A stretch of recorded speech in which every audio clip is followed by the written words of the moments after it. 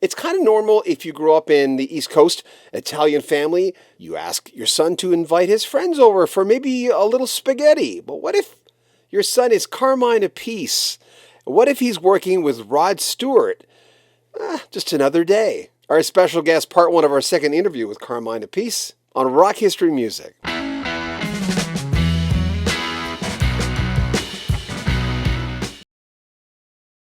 How did they react to you becoming this guy? How did your family and Oh, friends no, they react? loved. My mother loved it. She loved music. She used to be singing all the time while doing the dishes, and she eventually became. Uh, she said, "Mary's my name, rock and roll's my game." She had pads made up, and it was great. So she was really proud, really proud. My father was proud, but my father was all laid back. I mean, I got pictures of my mother with Rod Stewart, and my mother made lasagna for Jeff Beck and Rick Derringer and Rod Stewart and John Lennon, and it was, they're happy about it. I'm real happy. I mean, when I used to fill up in Brooklyn with my Pantera and I get it out and I'm fully dressed for stage, I walk into the house, the whole block would go, Carmine's here. And they'll come to my mother's house and my mother would have cookies and coffee and everything for everybody. And, she was a rock and roll mom. She loved it. And, when we played Madison Square Garden 5 nights with Rod Stewart, right in the middle of Times Square, they had a big billboard. Rod with his band at the Madison Square Garden, and it named everybody. And I'm a junior, so my father's the same name.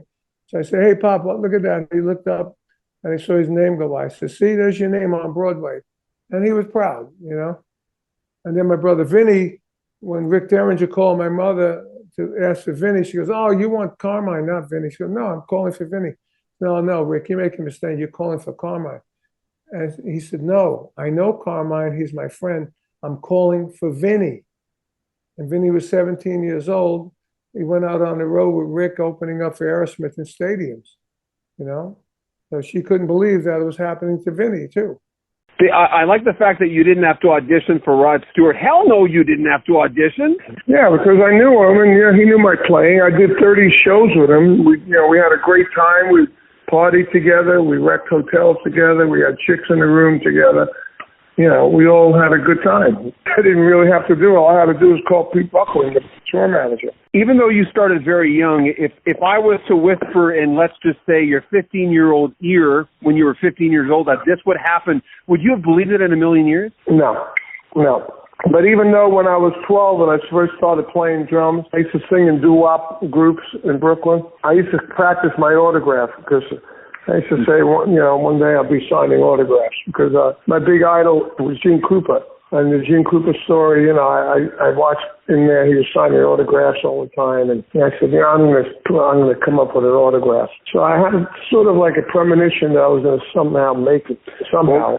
I didn't know how or why or to what extent. I definitely have gone further than my childhood dream. This is it. You're supposed to be slowing down, my friend, but I listen to this and I'm going, I don't know if a 20-year-old could do. I listened to the album going, where does that come from? Where do you get it? Like, what is it? I don't know. The playing came easy, organizing it all, it's just calling my friends and talking about it. And luckily I have good friends, and the album idea came from Brian Pereira, who owns Cleopatra Records. And I can honestly say we just got word today that we broke in the Billboard charts on the blues chart at number 3, which Hey, is congratulations. awesome. I haven't been on a blues on any album chart on Billboard in many years because of all the streaming baloney. But very happy about it. I mean, I must say, and the idea of this thing came from the record label, from Brian Pereira on the label, on their label, and according to him, it does really well. We make a little bit of royalty, and I think he came up with this idea. He said, what about doing an album of people that Cactus influenced? I said, well, yes, we could do that. What about influences and friends? you know? He said, that's great. And then after we did it all, I was watching my buddies from the Foghat and Robin Trower on the blues charts on Billboard, going to number 1, number 3, number 5, all over the place.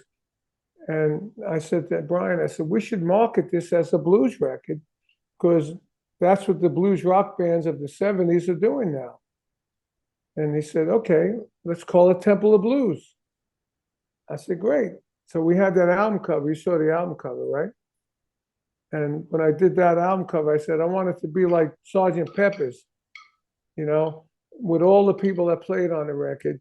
And so the guy that actually did the artwork, he made it look like Sgt. Pepper with the, you know, all the outfits. I said, no, not exactly like Sgt. Pepper, but just the idea of having everyone on the same place.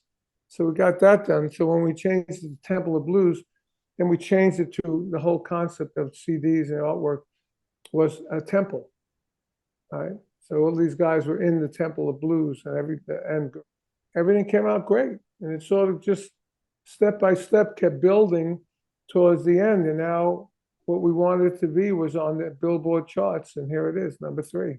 If you want to contribute to the channel, there's a PayPal link at the very top of the description. Also a link there for the brand new Cactus album that Carmine has just released with an all-star cast. You can join our Patreon. You'll get early access to all our videos. And go to our swag store. You can pick up a t-shirt at T-Top, a coat, hat, and a lot more with our logo on it. Subscribe to our channel, share our videos, comment on them, and like them as well.